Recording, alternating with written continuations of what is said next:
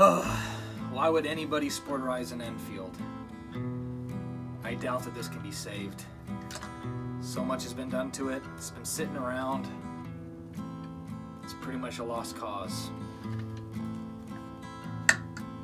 This calls for an expert.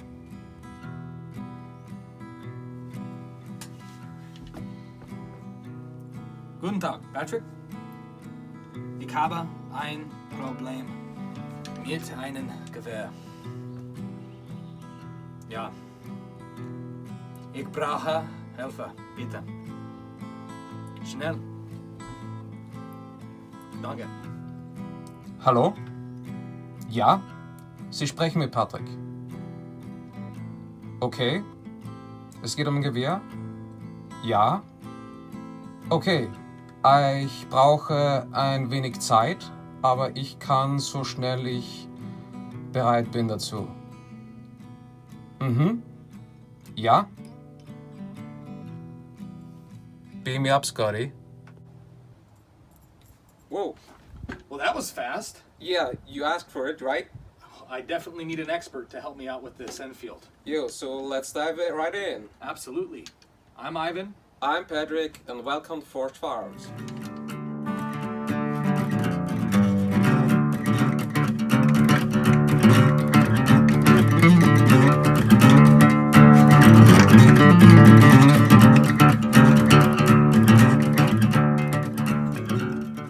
Hi folks, I'm Patrick, as you now know. I'm here to present the kind of Enfield No4 restoration, and maybe for you folks out there that are maybe new to the Enfield, to show you and guide you through the steps you should be watching out for acquiring a Enfield No4 ish, or what to do when you get acquired such a sporterized Enfield. Maybe taking a glimpse look for the parts you need, what the wood is like, how the wood looks, what you may do for the wood to keep it fresh, to keep it nice, to keep it clean. So I would say we should dive in for now. Here we have currently the discovered Enfield No4 Mark 1 Star. It's a long branch one, produced in 1943. The nice thing on this one is it also have the production date stamped here.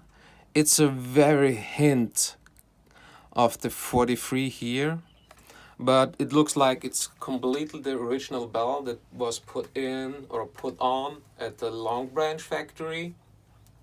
It's actually a 5-groove bell. I would suggest that it's more kind of like accurate, but as Richard from Rifle Chair channel mentioned, it's almost no difference between 50 and 300 yards. So it's almost at a 5% or 10% difference maybe, but depends on the bell, on the wear of the bell. So actually my first go-to to check what it's important, what to look for, is definitely the trigger pull on the Enfield. So I'm actually now cocking it. Get ready, put my finger here. You normally have a 2-stage trigger, and so you have the foreplay, pull, and then there's the wall, the breaking wall, and you have the pull, the break-in, and then it should be very crisp trigger pull.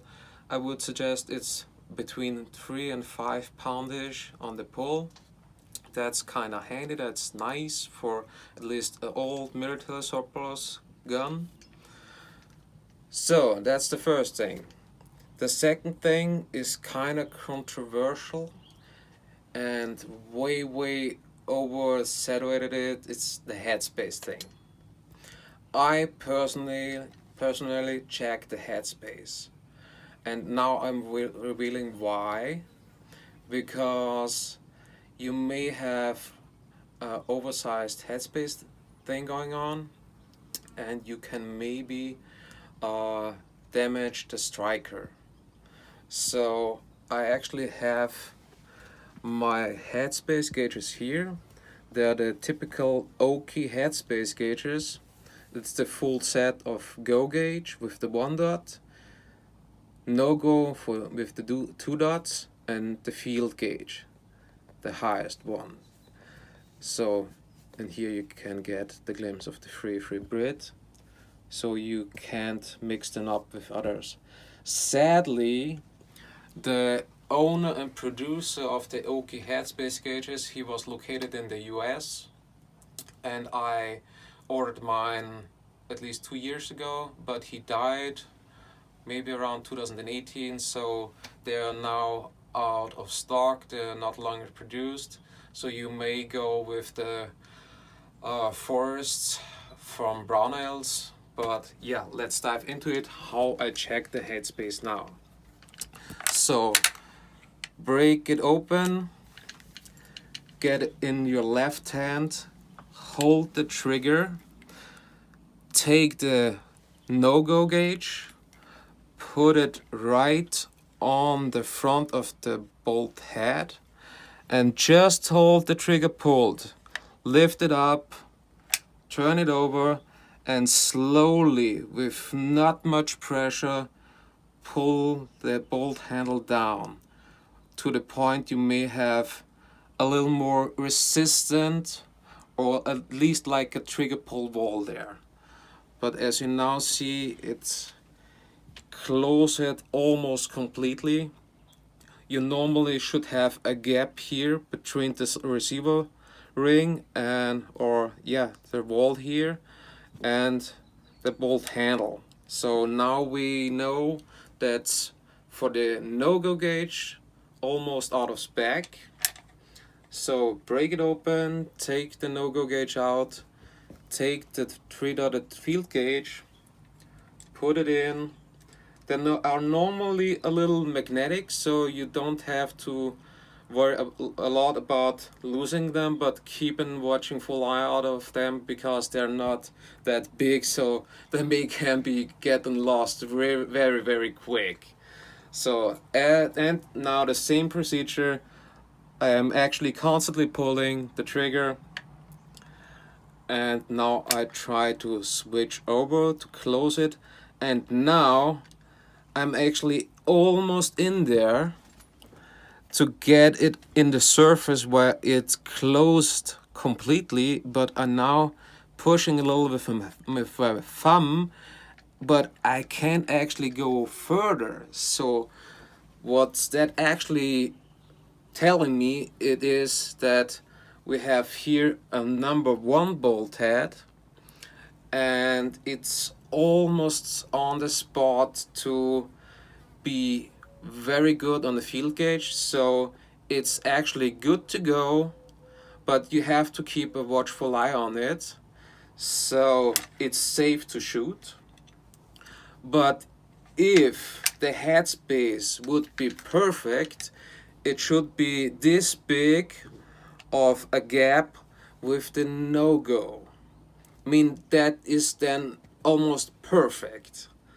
But as I mentioned, maybe I'm not that great, or I'm not that go-to expert. There are some experts out there, like Rifle Chair is a good channel, Mike, Bloke on the Range, the Swiss guy, and a ton of others have good informations. But I try to keep my informations out for a little inside look, maybe filling up the gaps that nobody kinda answered the questions. So, further in text, we now have checked the headspace. I'm now show you another way to check headspace, at least to get a little quick information how you can do the cheap way, the easy way, check it on. is you have this long rib here. It's more like a big kind of, yeah, locking lock. So you turn the bolt head over, and it depends when it stops. I mean, here it's just right around the rib where it stops. So that tells me it should be fine on Headspace, but when you turn it, when it turns too much over like this, you probably should check Headspace if it's off or not. I mean, it also can be good, but check it. Please check it. So, I'm now coming into why you should check Headspace. Probably the biggest go-to is the striker, the firing pin. When you're shooting commercial ammo, you may step into the problem that you may have pierced primers, and piercing primers causing damage on the firing pin. I'm from Austria, and actually the situation is very bad on strikers in Austria or all over Europe, so you almost didn't get spare parts, or very rarely, or they are very expensive. So keep a watchful eye out on the strikers. They can go bad, they can bend, they can break. So that's why I check Headspace. So to look for the striker, if it's damaged, take off the bolt head, just wipe a little off the oil, and have a look if there are some micro fractures here or some rough spots or bending or anything else. Here it looks like really good, so I actually know the strike is good. Headspace is now a little off, but in spec, and that's what we are going to. We now have confirmed Headspace is okay in spec. We may get another bolt head to make it more even perfect, but we actually don't need to. Headspace is more important for the commercial ammunition. If you're more into reloading, you mostly have not these issues, because you can do a variation of your breast size, so therefore you're good to go. And as Mike, bloke on the range, did also mention in a ton of his videos, you're normally not so out of spec that it may cause a major malfunction or damage or hurt you. So the Enfield is a kind of less sturdy version, or at least a little bit less sturdy than maybe the strong typical Mauser action. And on the Mausers you normally didn't check for Headspace because they are so strong, so sturdy. Why should you? Right, so we now had a look into the trigger pull, the Headspace thing, and we now may transition the wood a little bit. We have here a kind of nice walnut stock, and we actually try to get a full walnut stock, maybe on eBay, or maybe you guys have information where we can actually get a nice stock. Maybe there are some guys out there who can suggest some inside look or have laying around some stuff. Let Ivan know, please put some information in the comments right on. So as I mentioned, it's a walnut stock, and my go-to routine on the stock, carrying of the stock, is at least once in 6 months I put on like some raw linseed oil, or you can use tung oil, whatever you prefer. And because the oil keeps the wood moisturized, keep a kind of nice, appealing, and also it's good for outdoors when you use the Lee Enfield for hunting. I mean, it's a good, potent cartridge, at least for hunting. As I mentioned, we have here a 5-groove barrel, and it's kinda normal but a little bit unusual that this one is a 5-grooved, because during the wartime productions they tend to put in 2-grooved ones because of speeding up production, keep the numbers ranking up. So maybe we should look into the barrel. I had put at least 3 times a little borsnig to it because it was so gunked up, so dark, but you got a little feeling that it could be turning out pretty nice. So maybe we just do a little cleaning right now. I'm prepared a little bit for the bore looking into and maybe cleaning. So I got a nice rod here, and a very good recommended way to clean it is, as you can see here, a nice copper brush. And I tried and got into the 8mm Mauser brushes because the 762 by 39, 762 by 54R brushes were too narrow.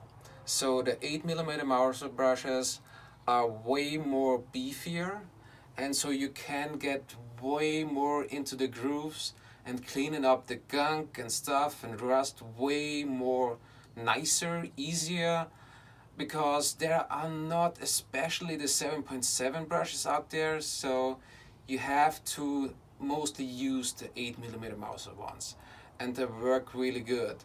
But they wear over time, so you can reuse it for maybe other calibers, other barrels, but for the start it's very rough, but it kind of loosen up a little bit.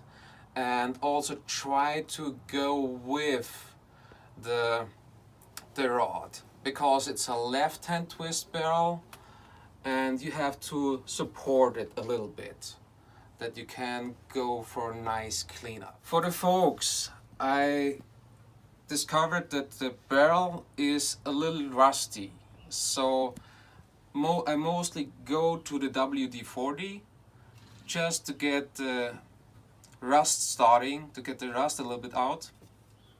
So maybe I try to get you a look inside the barrel, because I now had pulled a borsnig through it just to get a glimpse at the barrel, how it looks, and try to show you how the barrel actually looks right now.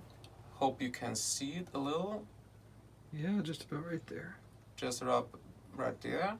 Good. Perfect. Good.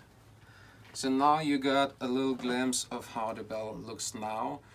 Before it was really dark, it was gunked up, there was some powder residue stuff in it, and I now take the WD-40 with the straw and put a little spray down in it, just 2 pumps. Make sure you get a little bit in there. Wait a little bit. Take your rod, slide it in here, hold the gun firmly, and push it forward. Let the rod do his job. Right around the muzzle when it comes out.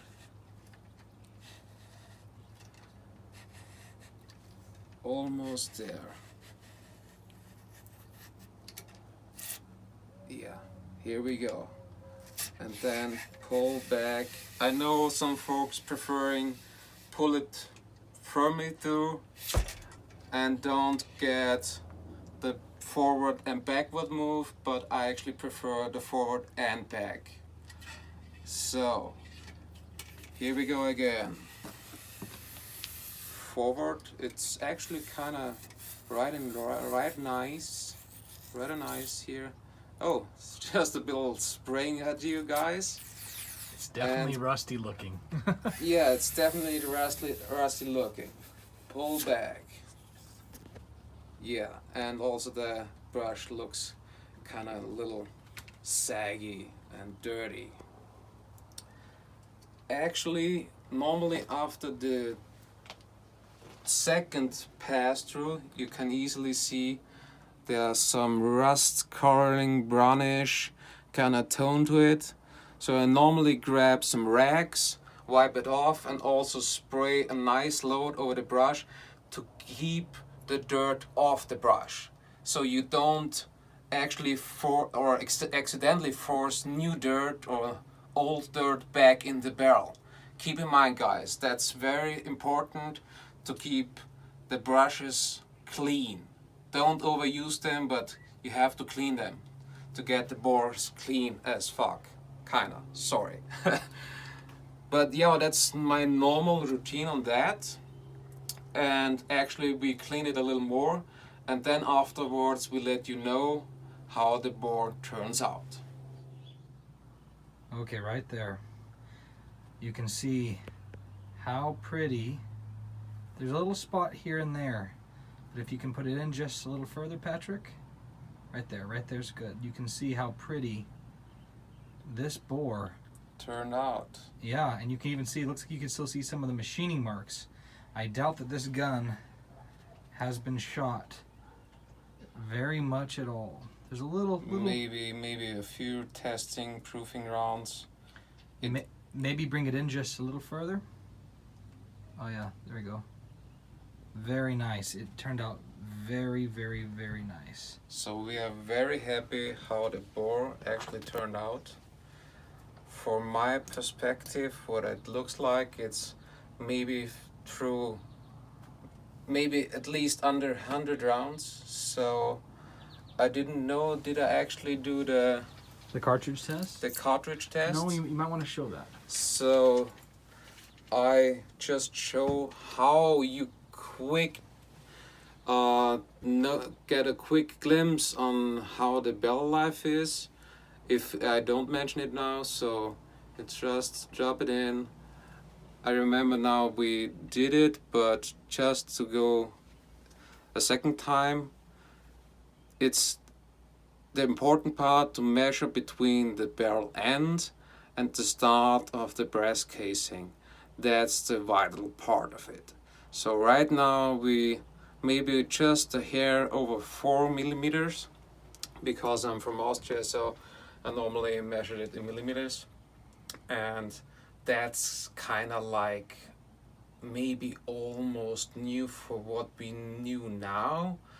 And I would say your accuracy potential right now, when we get back to full mirror telespec with the woodstock, to get it to the former glory of it, for the restoring part, you can keep around, when you're a good shooter, around, I would say probably 2 to max 4 inches at the 100 yards. It's a really good bore when the locking locks and all turns out nice. That's an awesome rifle. That would be an awesome rifle, and also awesome shooter.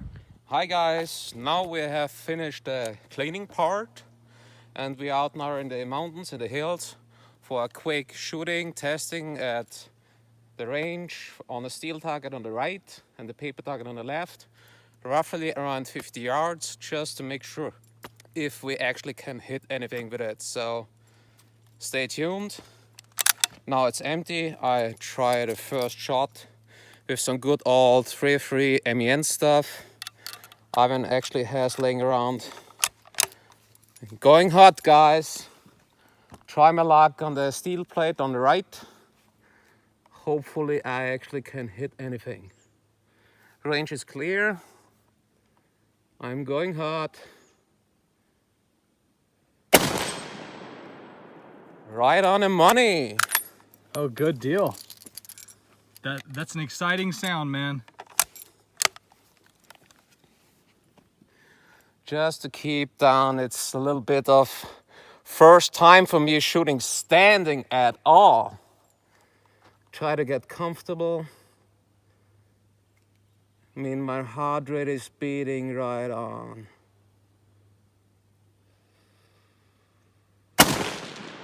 I missed it on the right, on the left, I guess.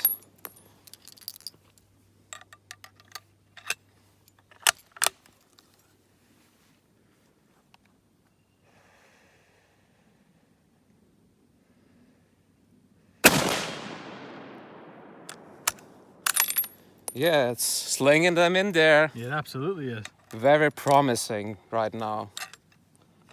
I'm really happy how it turns out.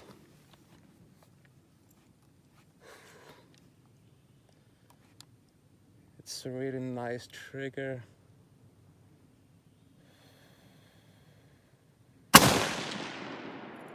Hit? I think it missed. Maybe on the left. I really have to focus on it. It's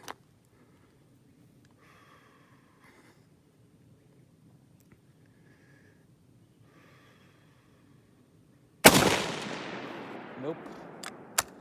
Missed it. Maybe hold a little bit on the right, or do you want me to throw a couple rounds down it? I actually would be happy that you throw a few rounds through it. So, I mean, it's your rifle. I would love it to go to see it shooting you. Okay. So let's I'll take it and we'll see how I fare. Yeah. Okay, so time to shoot 5 rounds or so at 50 yards with this old girl that I thought was lost, but Patrick is breathing life into it. So he kind of had a 50% miss rate with his shots. So let's see if it was him or the rifle. Good. Nicely done. Oh, it's almost kind of handy in this little form. I'm maybe starting to understand why they sporterized it. That's a miss, but I knew I was shooting too high. I knew that. Let me step a little more. I was kind of falling down. Let's give it another go.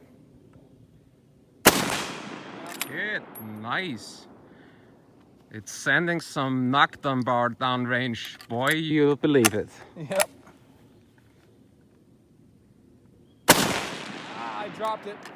I knew I did. So far, my misses I know I'm missing. Yeah, Absolutely. definitely. I also knew that I actually missed, so it's very distinctive. Yep. Yeah, that was a clear hit. Let's see if I have any more. Was that all 5? That was all 5 for now. Excellent. We have some more. Yeah. Excellent shooting. It gets the job done for now. Yeah. So I say that we go up on the other hill and we put some rounds on the paper. And Yeah. let's see, just taking our time, let's see if we can make a little group in the middle of it. Yeah, go for it. So actually we try to shoot the target on the left, see if you can see on the paper target, to get at least a feeling for the group size at roughly around 40 yards, kinda ish. Yeah. And I think you'll probably put 5 on the chest, and I'll maybe throw 5 at the head. Yeah. So we can kind of have And a I variance. actually just trying to use the Mach 1 sights on the lowest settings Okay. to get maybe a little bit more precise-ish. So let's have a look what I can do.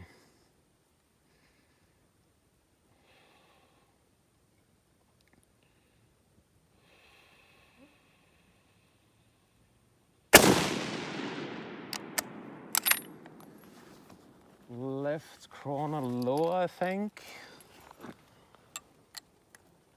But let's try it again.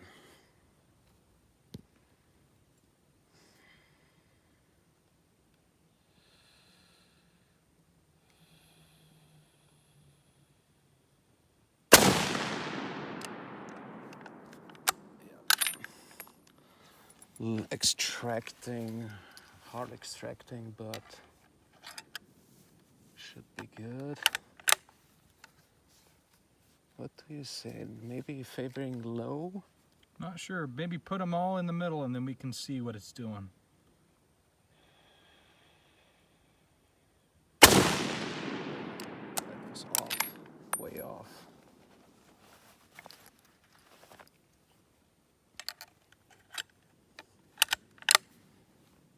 Put it around here.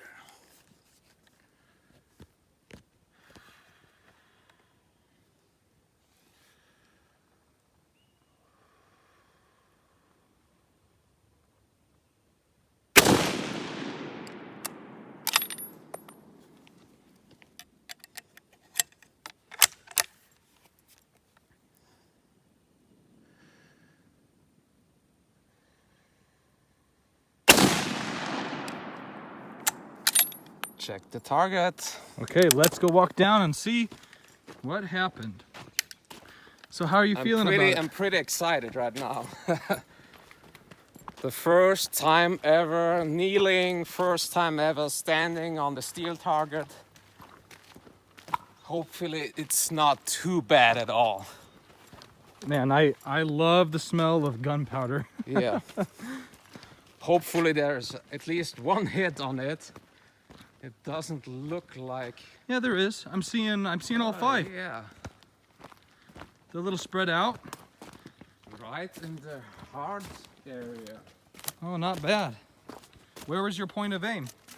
Yeah, actually around here. So maybe favoring a little bit to the right, but I am actually not that steady for kneeling and standing. So that's actually acceptable for me. So, I mean, you can't bring it really down. It's first time, so it's right around here. So that's good for me now. So I'll put 5 at the head and let's see if we can kind of pull any kind of, because if this is really what it's printing, I'll probably miss the head. So yeah, we'll have to just kind of keep maybe take the point of aim here-ish to get on. Maybe I'm gonna aim right here. Yeah, and we'll see what happens. Try it. Okay. Okay, guys, the light's kind of failing, but I am going to take 5 shots at the head. So let's see what happens.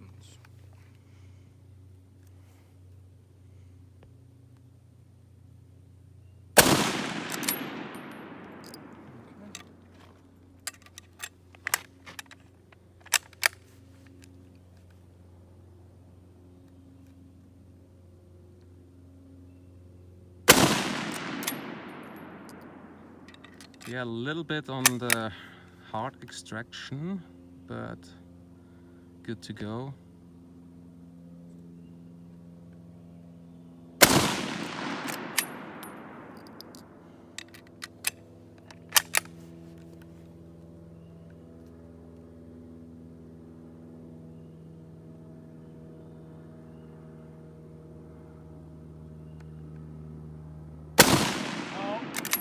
I pulled that one right. I think I missed that one. It's good to go. Okay.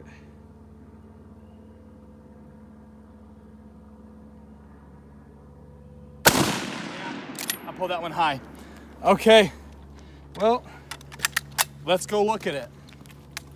I think I missed at least twice. Sorry guys, it's really uneven here, so sorry for the shaky camera. But we also have limited sunlight right now, so hopefully we can print some grouping. Yeah, like I thought. I felt I missed 2, and I did.